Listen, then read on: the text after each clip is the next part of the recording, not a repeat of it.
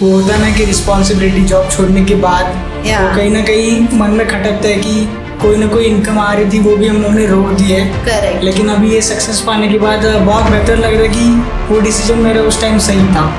क्योंकि नॉलेज तो हर किसी के पास होता है, वो टेक्निक होती है उसको यूज़ कैसे करने की। जॉब छोड़ा है तुमने, किस वजह से छोड़ा है कि ये हासिल करना, तो वो हासिल करना ही है।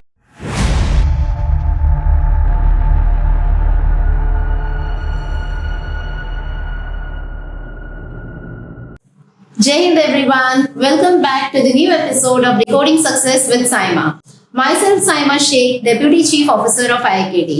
आज मैं आप लोगों से एक ऐसे पर्सन को मिलवाने वाली हूँ गाइस, जो ना ही सिर्फ हार्ड वर्किंग है बल्कि अपने ड्रीम को पाने के लिए उन्होंने एक अच्छा वेल सेटल्ड जॉब से भी स्किप किया और अपने ड्रीम को पाने के लिए उस कंपटीशन में उतर आए। और ना ही सिर्फ उन्होंने उस कंपटीशन को बीट किया बल्कि आज एक सक्सेसफुल जॉब हासिल कर मेरे सामने बैठे हैं आप लोगों से मिलने के लिए। So I am very much pleased to invite or to welcome Mr. Siddesh Naik from our DSP batch again. Congratulations, Thank you so Siddesh. much. Yeah. So Siddesh, how's the feeling now? कैसा लग रहा है आपको? बहुत अच्छा लग रहा है। मतलब वो होता है ना कि रिस्पॉन्सिबिलिटी जॉब छोड़ने के बाद वो कहीं ना कहीं मन में खटकता है कि कोई ना कोई इनकम आ रही थी वो भी हम लोगों ने रोक दी है। करेक्ट। लेकिन अभी ये सक्सेस पाने के बाद बहुत बेहतर लग रहा है कि वो डिसीजन मेरा उस टाइम सही था। राइट। अच्छा, सो शुरुआत करते हैं काफी पहले से। मतलब सिद्धेश, आप कहाँ पे रहते हो? विरार ईस्ट में। विरार ईस्ट में। और आपका स्कूलिंग कहाँ से हुआ है? करीब ही था, एडवोकेट सोलंकी इंग्लिश स्कूल था। अच्छा, वहीं पे लोकल स्कूल था। ओके। और देन आपका college? College new college. New Viva college. आपका जूनियर भी और डिग्री भी वही था? Yes yes. ओके। और आपकी डिग्री कौन से बैकग्राउंड से? Bachelor of accounting and finance, BAF से। And graduated in the year 2023। Okay. और बताइए सिद्धेश, आपकी फैमिली में कौन कौन है? फैमिली में मैं, मेरे डैड और मॉम, 3 मेंबर्स इंक्लूड है। मेरे डैड रिटायर इलेक्ट्रिशियन ऑफिसर है जो सीपी ऑफिस में काम करते थे, हेड ऑफिस जो पुलिस में कमिश्नर का होता है वहाँ पे। ओके। और मॉम हाउस वाइफ। मतलब आपके डैड भी गवर्नमेंट में ही सर्व करते थे? यस। अच्छा, उनकी रिटायरमेंट को कितना टाइम हुआ था सिद्धेश? ऑलमोस्ट अभी तो 6 साल हो गए। बिफोर लॉकडाउन वो जस्ट रिटायर हुए थे 2019 में। अच्छा, मतलब मैं यहाँ पे ना ही सिर्फ सिद्धेश का डेडिकेशन और कमिटमेंट देख सकती हूँ बल्कि इनकी फैमिली का भी देख सकती हूँ, जहाँ पे ऑलरेडी फैमिली में 3 ही मेंबर्स है और आप इकलौते हो, है ना, चाइल्ड में। एंड आपके डैड ऑलरेडी रिटायर्ड है और उसके बावजूद आपके पेरेंट्स ने आपको इस चीज के लिए सपोर्ट किया कि ओके, अगर फुल टाइम जॉब छोड़ के भी आप ये तैयारी करते हो तो well and good and you can go for it, ऐसा है ना? ऑलराइट सिद्धेश, तो आपके लिए सबसे बड़े मोटिवेटर कौन थे आपकी इस जर्नी में? मोटिवेटर अगर देखे तो जिस इंस्टीट्यूशन में प्रिपरेशन कर रहा था उनके जो डायरेक्टर है श्याम सर, वो थे। क्योंकि जब हम न्यूली ज्वाइन हुए थे, बोल सकते रेगुलर बैचेस में थे, तभी वो कंसिस्टेंटली हमें मतलब हफ्ते में एक बार तो आते ही थे मोटिवेट करने के लिए कि आप अपने प्रयास चालू रखो। कि कभी कभी ऐसा होता है कि हम बस कुछ ही दूर होते हैं और वहीं पे जाके हम सरेंडर कर देते हैं। राइट। तो सर बोले कि नहीं, ऐसा मत करो, अगर आपने शुरुआत की है तो उसको खत्म करो। ओके। अच्छा, शुरुआत करते हैं अगेन इससे कि आपको IIKD के बारे में पता कैसे चला, इंस्टीट्यूट के? पहले तो मुझे कॉल आया था, उसके बाद मेरे 1-2 फ्रेंड्स ने भी मुझे रेफरेंस दिया था। एक फ्रेंड ने रेफरेंस दिया तो मैं वापस विजिट के लिए आया था। तो उस टाइम पे मुझे लगा कि हाँ, कि करना चाहिए, कुछ तो है। तो मैंने जो भी वहाँ पे थे काउंसिलर, उनसे बात की कि मैं ऐसे ऐसे जॉब कर रहा हूँ तो मुझे छोड़ने के बाद मैं ज्वाइन कर पाऊंगा। तो वहाँ से मुझे सपोर्ट मिला और फिर मैंने कुछ ही मंथ में छोड़ के मैंने एडमिशन ले लिया और मेरा जर्नी स्टार्ट हुआ वहाँ से। Okay, nice. सो सिद्धेश, मैं जानना चाहती थी कि पहले से ही आपका कोई ड्रीम या प्लान था या फिर कॉल जो आया था उसके बाद या रेफरेंस जो आपको मिले थे उसके बाद आपने ये सोचा कि हाँ अब ये भी करना चाहिए, या पहले से ऐसा कुछ प्लानिंग था? एक्चुअली ग्रेजुएशन खत्म होने के बाद ये पहले से प्लान था और एक क्लास से मैं बात भी कर चुका था। लेकिन एक्चुअली कैसा हुआ कि जॉब तुरंत ऑफर आया तो मैंने वो नकारा नहीं, क्योंकि फर्स्ट जॉब था।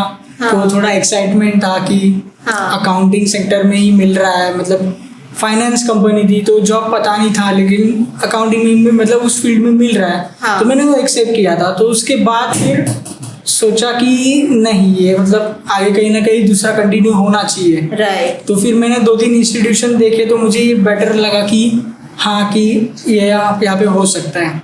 नाइस, मतलब ऑलरेडी आप 2-3 जगह विजिट करके आए थे। यस। अच्छा, सो आपको आपका जो जॉब आपने किया उसमें और काउंसलिंग अटेंड करने के बाद जो आपने आपका फ्यूचर देखा इनटू बैंकिंग सेक्टर्स, उसमें क्या फर्क लगा जॉब प्रोस्पेक्ट से?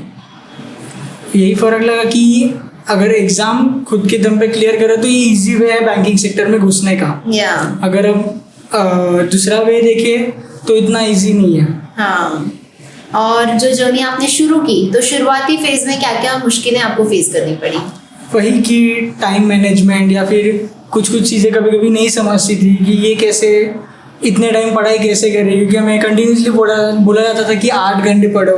हाँ। तो उस टाइम मैनेज नहीं होता था क्योंकि उतने आदत छूट चुकी थी कॉलेज के बाद। हाँ। तो फिर कंटिन्यूसली 8 घंटा पढ़ने की वो आदत वापस लगाई। फिर हाँ। कुछ चीज़ें नहीं समझती थी, डिफ़िकल्टी होती थी कि मार्क्स कम आए तो कैसे होगा आगे। 6 महीने हो गए, हाँ। 7 महीने हो गए, 8 महीने हो गए, हम अभी भी वही खड़े जहाँ से शुरुआत की थी। हाँ। तो फिर धीरे धीरे जैसे पॉजिटिव रिजल्ट आने लगे, टेस्ट में मार्क्स बढ़ते गए। हाँ। फिर कि हाँ पॉजिटिव थिंकिंग आई कि हाँ अभी हम सही रास्ते पे है, तो इसको हमें कंटिन्यू करके लास्ट तक ले जाना है। ओके, सो जब एक बच्चा कॉम्पिटिटिव एग्जाम्स की तैयारी शुरू करता है तो उसके मार्क्स बढ़ने कब शुरू हो जाते हैं? जब उसको अच्छे से कॉन्सेप्ट समझ में आ जाए तब, या जब उसका माइंडसेट चेंज हो जाए, पॉजिटिव हो जाए तब, या उसके जब सपोर्टर्स आ जाए आजू बाजू में, पेरेंट्स एंड एवरीथिंग, तब? मतलब कब आपका मार्क्स अच्छा आना कब शुरू हो जाता है? टोटली सब्जेक्ट और सिलेबस पे डिपेंड करता है या बाकी के फैक्टर्स भी हैं?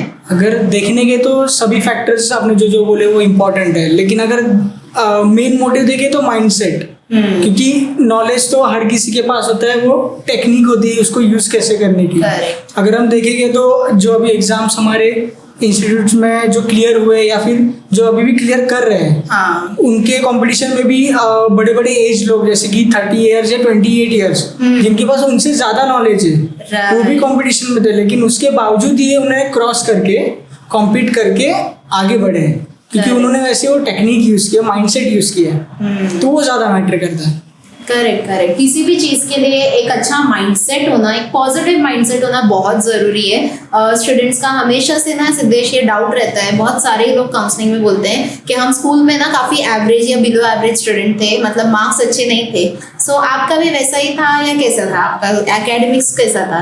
मेरा एकेडमिक्स बेटर था, मतलब थोड़ा अच्छा, एवरेज से तो ऊपर था मार्क्स। अच्छा चलो पूछ लेते हैं ना फिर, कितना मतलब 10th के परसेंटेज आपके कितने? 10th में एक्चुअली थोड़ा कम आया था, 73 पॉइंट समथिंग आया था। ओके, अच्छा है, मतलब नियरली डिस्टिंक्शन है। एंड 12th में? 12th में 79 आया था। Okay, nice.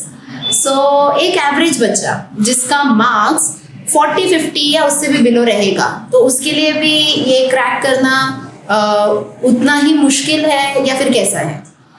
वो पर्टिकुलर पर्सन पे डिपेंड करता है। अगर वो उस पॉइंट ऑफ व्यू से देखे कि मेरा क्रैक नहीं होगा तो नहीं होगा। अगर वो माइंडसेट चेंज करे कि हाँ मैं ये कर सकता हूँ, क्योंकि ये अगर देखे तो भले ये लग रहा है कि ये स्कूल का ही है सिलेबस, हाँ। लेकिन टोटली डिफरेंट है, टेक्निक डिफरेंट है, पढ़ने की टेक्निक और सॉल्व करने की technique different. Correct. So particular person के माइंडसेट पे और सोच पे डिपेंड करता है। मतलब definitely actually school and college के मार्क्स मैटर नहीं करते हैं, क्योंकि उस वक्त तो आप लोगों का उतना मेच्योरिटी नहीं होता है ना, और उस वक्त आप लोगों की जो पढ़ाई होती है, जो मेहनत होती है, वो अच्छे रिजल्ट के लिए होती है और अच्छे परसेंटेज के लिए होती है। बट अभी ये जो जर्नी आप देते हो कॉम्पिटिटिव एग्जाम्स को ना, वहाँ पे आपका पूरा का पूरा गोल होता है कि मुझे ये करना ही है, बिकॉज उसके बाद मुझे पैसा मिलेगा या एक अच्छी जॉब मिलेगी। सो इसीलिए ये जो गोल होता है ना, मेन मकसद कि एक अच्छे परसेंटेज लाने हैं जिससे मेरा तो नाम हो गई, फैमिली का नाम, और एक के नहीं अब तो जॉब के लिए। और धीरे धीरे आप बड़े होते हो, मैच्योर होते हो, घर की हालात देखने लगते हो, घर में कितने पैसे आ रहे हैं, कितने बच रहे हैं, उसमें से हमारी कितनी नीड्स फुलफिल हो रही है, तो ये सारे फैक्टर्स इंपॉर्टेंट है। सो डेफिनेटली जो स्टूडेंट्स ये बोलते हैं कि उनका मार्क्स कम है एकेडमिक्स में, तो वो ये कर सकते हैं कि नहीं कर सकते हैं? बिल्कुल कर सकते हो। मैं हमेशा बोलती हूँ, अभी तो ऐसी मूवीज भी आने लगी है जहाँ पे हमें ये देखने को मिलता है कि कैसे वो 12th में फेल भी हुए हैं तो अभी वो एक सक्सेसफुल IPS ऑफिसर है। ऐसे बहुत सारी चीजें आपको आपके सराउंडिंग में देखने को मिलेगी, जिस तरीके से देखोगे उस तरीके की चीजें देखने को मिलती है ना। Alright, so coming back to again Siddhesh, आपकी जो ऑनगोइंग जॉब थी, प्राइवेट जॉब, उसमें कितनी सैलरी आप अर्न कर रहे थे? मंथली बेसिक जो था वो 14,000 इन हैंड था और 18,000 CTC था। ओके, और जो भी ऊपर के इंसेंटिव्स है वो फाइल पे डिपेंड करता था। नाइस। और ये ज्यादा पुरानी बात नहीं है, ये अभी 1 year रिसेंट, before। हाँ 1 year बिफोर की बात है। अच्छा, वो भी जो बोलते हैं कि 2 साल 3 साल 3.5 साल करने से भी नहीं होता है। सो सिद्धेश क्या है, मतलब आपके मार्क्स अच्छे कब आने लगे थे? I think with in 8 months, yes, 8 to 9 months, 8 months। Right. And with in a year अगर आप इसी तरह से डेडिकेटेड हो तो आप एक अच्छा रिजल्ट एक्सपेक्ट कर सकते हो, करेक्ट? यस। या ओके। सो सिद्धेश, जैसे अभी हम मार्क्स और सिलेबस और यही सब की बातें कर रहे थे, सो एक कॉम्पिटिटिव स्टूडेंट के लिए, मतलब एस्पिरेंट के लिए जरूरी है कि उसको मैथ्स, इंग्लिश, रीजनिंग ही स्ट्रांग आना चाहिए और उसी में टेक्निक्स होने चाहिए, या उसके अलावा भी आपके कुछ टेक्निक्स थे या जो IIKD से आपको बताए गए थे टेक्निक्स जिसकी वजह से आपको हेल्प मिली? पहले तो जो सम्स रहते थे उसको शॉर्टकट ट्रिक बताया करते थे। हाँ, कि मतलब कैसे सेक्शनल में टाइम होता था Right। पर्टिकुलर सब्जेक्ट्स के लिए। राइट। सो उसको शॉर्टकट ट्रिक से कैसे सॉल्व करना है ये बताया जाता था। तो फिर वही प्रैक्टिस कर करके हमें वो आदत हो जाती है। तो उसी ट्रिक को हम फॉलो करते गए, कुछ जगह अपनी भी ट्रिक यूज की हाँ, और उसके चलते हमें वो आदत हो गई, तो हमें अब इजी लगने लगा सब। नाइस। और मैंने देखा है कि सब लोग डायरी राइटिंग करते हैं, है ना? जो सर ने बताया कि डायरी राइटिंग एवरीडे होनी चाहिए। Yes, सो yes। वो किस हद तक आपको हेल्प हुई उस चीज की? वो मतलब डेली रूटीन मेंटेन करने के लिए हेल्प हुई कि हाँ इतना घंटा पढ़ना है। हाँ। क्योंकि हमें वो रिपोर्ट जाके कहीं किसी को दिखाना भी है, हाँ, तो एटलीस्ट उसमें 6-7 घंटा तो दिखाना पड़ता था कि पढ़े हैं। Right। तो उसके लिए पढ़ना भी पड़ता था। राइट। और सिद्धेश, कितने एप्स अनइंस्टॉल करने पड़े आपको इस जर्नी के दौरान, या फिर आपने प्रॉपर मैनेज किया अपना social media?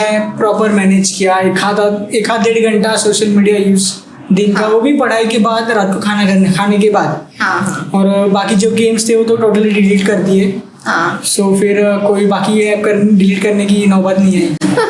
Very good. So Siddhesh, आपने खुद को 8 महीना 9 महीना या 1 साल तक कंटिन्यूड रखा, तो आपको क्या मोटिवेट करता था कि आप एवरीडे इंस्टीट्यूट, क्योंकि मैं आपको बता देती हूँ गाइस कि सिद्धेश ने अवार्ड्स जीते हैं मिस्टर कंसिस्टेंट के। मिस्टर कंसिस्टेंट मतलब अगर 3 महीने तक स्टूडेंट हमारे पास रेगुलर आ रहे हैं, अटेंडेंस उनका 100% है, तो उनको फेलिसिटेट किया जाता है और कुछ अवार्ड्स दिए जाते हैं। और उस अवार्ड्स में मैक्सिमम अवार्ड्स मेरे ख्याल से सिद्धेश ने जीते हैं, खुद को कंसिस्टेंट रख के, अपना अटेंडेंस अच्छा रख के, सिंसियरिटी के साथ, और लगभग सारे एक्टिविटीज में पार्टिसिपेट करके भी। सो ऐसा क्या था सिद्धेश कि आप एवरीडे मोटिवेटेड रहते थे बैच में आने के लिए? वही कि मतलब क्लियर करना है, क्योंकि बाकी सबका कैसा था कि ग्रेजुएशन चल रहा था, ग्रेजुएशन होकर डायरेक्टली इधर आए थे। Right। मेरा वो गैप छूटने के बाद जॉब छोड़ के मैं आया था, तो कहीं ना कहीं वो चीज़ थी कि जॉब छोड़ा है तूने, किस वजह से छोड़ा है कि ये हासिल करना, तो वो हासिल करना ही है।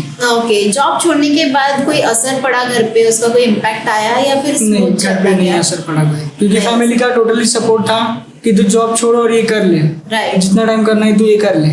ओके। सबसे बड़ा डिस्ट्रैक्शन आपका इस जर्नी के दौरान क्या था, या आपकी वीकनेस आप बोल सकते हो कि ये मेरा सबसे बड़ा वीकनेस था और मुझे इसको कैसे भी करके? वीकनेस अगर देखी तो कुछ आधे एग्जाम नहीं हुए तो ऐसा लग रहा था कि यार बहुत टाइम हो गया, नहीं हो रहा है, कहीं जॉब देख लेते अभी, क्योंकि दोस्त लोग जाते थे जॉब पे, तो ऐसा लगता था। लेकिन वो कुछ टाइम के लिए लगता था, उसके बाद वापस डेली रूटीन में आने के बाद फिर वही प्रिपरेशन चालू। ओके, कई बार ऐसा हुआ, लेकिन फिर इग्नोर किया वो चीज़ को और मैंने फोकस किया। नाइस। और आपको सबसे बड़ा बूस्ट कब मिला आपकी जर्नी के टाइम पे कि हाँ अब तो मुझे करना ही है करके? बूस्ट तब मिला कि जब मैं DSP बैच में प्रमोट हुआ, क्योंकि मतलब मैं कुछ थोड़ा इशू हुआ था उस टाइम कि मैं फॉर्म आया था, तो मेरी ओरल सर्जरी हुई थी छोटी सी, तो मैं फॉर्म नहीं भर पाया था। तो एंड ऑफ द डे मुझे जो हमारे डायरेक्टर है श्याम सर, उनसे बात करके हमारे DSP के मेंटोर ने मुझे वहाँ पे DSP में एंट्री दिलाई थी। हाँ, तो फिर उसके बाद जो आगे पता चला कि आगे और भी है, ये तो Right। बेसिक था, राइट आगे और बड़ा स्टेप है। राइट। तो वहाँ से प्रिपरेशन स्टार्ट हुई और उसके बाद SBI क्लर्क का वो प्री क्लियर हुआ। हाँ। तो वहाँ पे कॉन्फिडेंस आया कि हाँ ये बैच में आने के बाद हाँ, बूस्ट हुआ है कहीं ना कहीं। या तो फिर उसके बाद कंटिन्यूसली बेटर एग्जाम जाते गए। Correct correct. हाँ, इनके अचीवमेंट में और एक अचीवमेंट ये भी है कि रिसेंटली जो SBI क्लर्क की वैकेंसी रिलीज हुई थी उसमें हमारे 46 स्टूडेंट्स ने एग्जाम क्लियर किया था प्री का, और उसमें से एक हमारे ये होनहार स्टूडेंट सिद्धेश भी है। सो सिद्धेश, DSP में जाने के बाद और DSP से पहले कितना कितना घंटा आप पढ़ाई करते थे? DSP में जाने से पहले अगर देखें तो जो ज्वाइनिंग के इनिशियल 4 मंथ्स थे उसमें से 2 या 4 घंटा दिन में पढ़ाई होती थी, और उसके बाद देखे तो एटलीस्ट 6 घंटा पढ़ाए थे मैंने, मतलब टाइम अरेंजमेंट करके। और फिर DSP में आने के बाद तो ऑलमोस्ट 8 घंटा तो इधर ही रहते थे हम लोग क्लासेस में। DSP का टाइमिंग ही वैसा है ना, मॉर्निंग 11 टू इवनिंग 5 तक तो स्टूडेंट हमारे सामने रहते ही है, और उसके बाद आप लाइब्रेरी में बैठे हुए मुझे दिखते थे, लाइब्रेरी यूज करते थे। नाइस। सो सिद्धेश, आपका SBI क्लर्क पहला एग्जाम था या ये BCCB का फर्स्ट एग्जाम है क्लियर करने का? SBI क्लर्क प्री था पहला। SBI क्लर्क का प्री था, ओके। और वो होने के बाद आपने इंटरव्यू दिया ना, कि कैसा रहता है इसका प्रोसेस? थोड़ा सा इलेबोरेट करो। बेसिन कैथलिक बैंक का प्रोसेस क्या था? बेसिन कैथलिक बैंक का पहले तो एग्जाम था, फिर DV था, डॉक्यूमेंट वेरिफिकेशन, और उसके बाद इंटरव्यू का मेल आया था उनसे। ओके। तो फिर जैसे ही उनका मेल आया तो हमारे इंस्टीट्यूशन में फैल गया कि इंटरव्यू है इसी स्टेट पे। राइट। तो फिर वहाँ से प्रिपरेशन चालू हुई। जैसे कि हमारे जो डायरेक्टर है श्याम सर, और आपने जो मॉक इंटरव्यूज लिए हमारे 2 से 3 बार, फिर सजेशन भी आया कि तुम लोग भी प्रैक्टिस करो। तो आफ्टर लेक्चर हम लोग 10-12 जन बैठ के इंडिविजुअली एक को सामने बिठा के उसके सामने 12 जन का पैनल बिठा के इंटरव्यू की प्रैक्टिस करते थे। और हमारा मोटिव उसमें एक ही था कि यहाँ अगर सामने वाला जो है वो 25 क्वेश्चन को फेस करेगा तो वहाँ जाके 5-6 क्वेश्चन वो इजीली फेस कर पाएगा। तो हमारा वो मोटिव था। तो उसके चलते हम रोज 4 बजे के बाद लेक्चर के बाद बैठ के प्रैक्टिस करते थे रोज मॉक इंटरव्यू का प्रैक्टिस करते थे। सो आपका रियल इंटरव्यू कैसा गया? कितने इंटरव्यूअर्स थे वहाँ पे? 10 जन थे ऑलमोस्ट। 10 जन थे ना, 10 से 12 ऐसे पता चला था। हाँ, एंड इंटरव्यू कैसे गए? मतलब किस तरह के क्वेश्चंस आए आपको रियल इंटरव्यू? देखने के तो सबसे ज्यादा क्वेश्चन मुझे ही पूछे गए थे, और रीजन मुझे नहीं पता क्यों। मुझे ऑलमोस्ट सबको 5-6 क्वेश्चन ऐसे पूछे गए थे, मुझे 12 क्वेश्चन पूछे गए थे। ओके, अच्छा। सो आप लोगों को कंफ्यूजन ना हो इसलिए मैं आपको बता दूं कि IIKD इंस्टीट्यूट से जब पता चला कि एग्जाम देने के बाद इनके रिजल्ट आउट हुए तो हमें पता चला 44 स्टूडेंट्स ने ये एग्जाम क्लियर किया है, और वो 44 स्टूडेंट्स जो थे वो इंटरव्यू के लिए नेक्स्ट राउंड के लिए जाने वाले थे, और वो 44 के 44 गए भी। तो ये जो बोल रहे हैं कि बाकी सबको 5-6 और मुझे ज्यादा है, तो वो वही था कि इनको उसमें से ज्यादा क्वेश्चंस पूछे गए। या सो और यही बताते बताते मैं आपको ये भी बताना चाहूंगी, again I am very pleased to say this कि ये जो बेसिन कैथलिक बैंक में हमें पता चला कि 44 हमारे हैं, उसमें हमारे लिए और अच्छी बात ये हो गई थी कि इसका जो रैंकिंग निकला था, मतलब जितने भी बच्चों ने एग्जाम दिया था ऑल ओवर जितने भी एग्जाम्स दिए थे उन सब में रैंक 1, 2, 3 मतलब टॉप 60 में हमारे स्टूडेंट्स थे, जिसमें से फर्स्ट सेकंड पे भी IIKD के स्टूडेंट्स थे। सो प्रोबेबली उनसे भी बहुत जल्द मुलाकात होगी। देखते रहिए इसी तरह के एपिसोड्स। सो आगे के एपिसोड्स में हम उनसे भी मिलेंगे। और वो टॉप 60 में IIKD के तो स्टूडेंट्स थे ही, जान के लेते हैं कि सिद्धेश का नंबर क्या था उसमें। मेरा देखने के तो रिटर्न एग्जाम में 8 रैंक पे था। ओके। और जो फाइनल रिजल्ट आया आफ्टर इंटरव्यू उसमें 9th रैंक है। अच्छा, उसके भी इंटरव्यू के भी रैंक निकले, ऐड करके उसके भी रैंक निकले। हाँ, अगेन जो स्टूडेंट्स को लगता है इंटरव्यू तो बस ऐसे ही बोलते हैं ना, इंटरव्यू तो बस मैम क्वालिफाइंग रहता है ऐसा। सो देख लो कॉम्पिटिटिव बैंक्स में और बहुत सारे अभी ऐसे आ गए हैं जहाँ पे आपके मार्क्स जो है वो एग्रीगेट होते हैं। मतलब यहाँ पे भी ऐसे ही हुआ था, इनका BCCB का रिटन पेपर और इंटरव्यू दोनों का एग्रीगेट निकाला गया था और उसके अकॉर्डिंग रैंक्स जो थे वो शफल हो रहे थे। So congratulations to you, because बोल सकते हैं ना कि टॉप 10 में थे सिद्धेश, तो रिटन में भी और इंटरव्यू में भी। नाइस। सो जो पैनल ने, हाँ आपने बताया ज्यादा क्वेश्चंस आपको आए, तो किस तरह के क्वेश्चंस आए थे? पहले तो मुझे जो डिग्री का मेरा रिजल्ट था 9.68 CGPA था। हाँ। तो उन्होंने शुरुआत वही से की कि तुम्हारा इतना CGPA है तो फेवरेट सब्जेक्ट कौन सा था। ओके। तो मैंने जवाब दिया था कि अकाउंट्स था। तो उन्होंने उसके अंदर और क्वेश्चन पूछा कि उसमें फेवरेट टॉपिक कौन सा था। अच्छा। तो मैंने टॉपिक बताया कि फाइनल अकाउंट था। तो उन्होंने वो चीज़ को इलैबोरेट करने बोला कि क्या होता है फाइनल अकाउंट। हाँ। ये क्वेश्चन है। उसके बाद उन्होंने 3-4 क्वेश्चन मेरे प्रीवियस जॉब के रिलेटेड पूछे हाँ और एक कंडीशन दी। फिर दूसरे बेसिक क्वेश्चन पूछे जैसे कि डिफरेंस बैंक और एनबीएफसी के बीच का, सिबिल क्या होता है। राइट। वैसे टोटल मिला के कुछ 11-12 क्वेश्चन उन्होंने मुझसे पूछे। तो क्वेश्चन में मतलब सारे आपने जवाब दे दिए थे इंटरव्यू के? हाँ, मतलब 1-2 क्वेश्चन में मैं पूरा जवाब नहीं दे पाया, लेकिन बाकी सबके मैंने श्योरली दे दिए थे। ओके। और लैंग्वेज उनका इंग्लिश ही था? नहीं, कुछ इंग्लिश में था, कुछ मराठी में था, ओके, मिक्स लैंग्वेज था। नाइस। सो अच्छा, आपको ये जॉब का नोटिफिकेशन पता चला, तभी आपको पता चला होगा कि इसमें आपको कितना एक्सपेक्टेशन मिल सकता है, सैलरी मिल सकती है।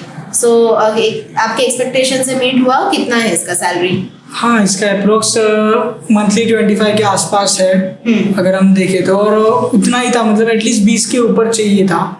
ये हमारा मतलब मोटिव था कि हाँ। एटलीस्ट जो भी बैंक का मिले स्टार्टिंग 20 के ऊपर तो एटलीस्ट होना चाहिए। करेक्ट। तो इसके हिसाब से हो गया था। Okay, nice. अच्छा सिद्धेश, आप किस तरह के पर्सन थे? लेट नाइट स्टडीज करते थे या अर्ली मॉर्निंग? दोनों में नहीं, बीच में जितना इंस्टीट्यूट में मैं आता था बस उतना ही। मॉर्निंग में उठने के बाद सब नाश्ता वगैरह करने के बाद स्टडीज, हाँ। फिर खाना खाने के बाद क्लासेस जाना, फिर शाम को आके फिर स्टडीज करना। अच्छा, ओके, नाइस। सो सिद्धेश, मुझे आपसे पूछना था कि आपने अपनी जर्नी कॉम्पिटिटिव एग्जाम्स या गवर्नमेंट जॉब के लिए चूज करने के लिए, शुरू करने के लिए आपने आईआईकेडी चूज किया। आप क्या मैसेज बाकियों को देना चाहेंगे कि अगर उनको भी करना है तो वो आईआईकेडी ही क्यों चूज करें? पहले तो मुझे ये कैस्मे मेथोडोलॉजी है जो यहाँ की वो पसंद है कि मतलब सिर्फ थियोरेटिकली नहीं, तो जो सेल्फ डेवलपमेंट होता है, जो ग्रोथ डेवलपमेंट होता है, जिससे कॉन्फिडेंस बूस्ट होता है, जैसे कि एक्टिविटीज जैसे जिसमें डिबेट होता है, ग्रुप डिस्कशन होता है, या फिर बोल सकते हैं कि पब्लिक स्पीकिंग होती है, जिससे खुद में भी एक डेवलपमेंट और कॉन्फिडेंस होता है। जो स्टेज फियर रहता है वो कहीं ना कहीं खत्म हो जाता है। अगर आप मुझे ही देख लो कि स्टार्टिंग के 1 मंथ का और अभी के पोजीशन पे बहुत फर्क है। आप लोग को मैं बता दूं, सिद्धेश ने इतनी सारी, जैसे मैंने पहले भी बोला कि इतने सारे एक्टिविटीज में सिद्धेश ने पार्टिसिपेट किया है। सिद्धेश एक ऐसा पर्सन है जिसको किसी की भी अभी मिमिक्री करवा सकते हैं हम। इनफैक्ट इन्होंने इन्हीं के जो मेंटर है, जैसे ये बोल रहे हैं श्याम सर, सो उन्हीं की मिमिक्री भी की थी, और ऐसी बहुत सारी चीज़ों की वजह से इनको मिस्टर आईआईकेडी का खिताब भी मिला था। सो ये सारी चीज़ें जिसकी वजह से सिद्धेश का कॉन्फिडेंस बूस्ट हुआ है। और इसी तरह से हमारी कोशिश हमेशा यही रहती है कि स्टूडेंट मैथ्स, इंग्लिश, रीजनिंग के साथ साथ और क्या क्या चीज़ें सीख सकते हैं जिसकी वजह से उनका एक जॉब पाना तो कंफर्म हो ही जाएगा, है ना? All right. So now there's a time for, now this is the time कि हम एक quick rapid fire question round start कर सकते हैं। ये सिद्धेश, रीडिंग के लिए क्या प्रेफर करते हो, फोन या बुक्स? बुक्स। टी और कॉफी? टी। इंस्टाग्राम या यूट्यूब? इंस्टाग्राम। कॉन्ट्स या reasoning? Reasoning. Okay, mock test या notes? Mock test. One thing that you hate about exams? Timeless. Okay, group study या solo study? Solo study. Okay, last minute study या फिर plan study? Plan study. Okay, online class या offline class? Offline classes. Okay, and fast food या home food? Home food. Okay, thank you, that's it with Siddhesh. Thank you Siddhesh, आपसे आज मिलके बहुत अच्छा लगा और आपने बहुत वैल्यूएबल इंफॉर्मेशन शेयर की। Now lastly one last thing जो मैं आपसे पूछूंगी कि ऐसी कौन सी एडवाइस थी जिसकी वजह से आप कांस्टेंट रहे, और एक ऐसी कौन सी एडवाइस है जो आप आगे के एस्पिरेंट्स को देना चाहोगे या फिर आपकी बैचमेट्स से, फेलोमेट्स हैं, उनको देना चाहोगे? एडवाइस तो वही थी कि फेलियर बहुत सारे आते हैं, तो कहीं ना कहीं हम डिमोटिवेट हो जाते हैं, लेकिन उसको इग्नोर करके हमें आगे बढ़ना है, क्योंकि जो हो गया है उसमें हम ध्यान देने से अच्छा जो आगे हम कर सकते हैं उस पर बेटर हमें व्यू रखना चाहिए। राइट। और यही एडवाइस मैं आने वाले एस्पिरेंट्स को भी दूंगा। करेक्ट। कि खुद से कॉन्फिडेंट रहो कि तुम ये चीज कर सकते हो तो जरूर कर सकते हो। Nice, very nice. Thank you Siddhesh, thank you. बहुत अच्छा लगा आपसे मिलके एंड आई एम श्योर हमारे ऑडियंस ने भी इंजॉय किया होगा। सो गाइस, इसी तरह से आइए मिलके लक विश करते हैं सिद्धेश को आगे के फ्यूचर के लिए, और इसी तरह से आप ढेरों सारे एग्जाम्स क्लियर करते रहो, इंटरव्यूज क्लियर करते रहो। बहुत जल्द हम आपको एज अ पीओ या as an RBI grade B officer भी देख सकें। सो जर्नी कंटिन्यूड रखना because you are very young right now, और बहुत सारे अपॉर्चुनिटीज आपको मिलते रहेंगे।